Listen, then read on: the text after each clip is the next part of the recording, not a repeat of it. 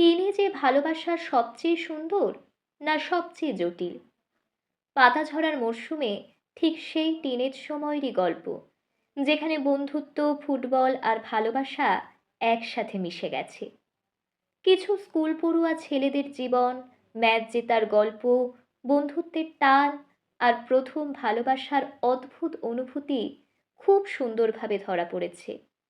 গল্পে কোথাও কোনো বাড়াবাড়ি নেই, বরং প্রাক কৈশোর সময়ের ভালোবাসার সহজ অনুভূতি, কনফিউশন আর অ্যাটাচমেন্ট, যেগুলো আমরা সবাই কখনো না কখনো অনুভব করেছি, তাই তুলে ধরা হয়েছে। স্কুল জীবনের শেষ পর্বে যারা রয়েছো, তারা নিঃসন্দেহে এই গল্পটা পড়তে পারো। আমি নিশ্চিত তোমাদের ভালো লাগবেই। আর যারা ইতিমধ্যেই গল্পটা পড়ে ফেলেছো, তাদের কেমন লেগেছে, আর এই গল্পে তোমাদের কোন চরিত্রটাকে সব থেকে ভালো লেগেছে, কমেন্টে কিন্তু অবশ্যই জানিও।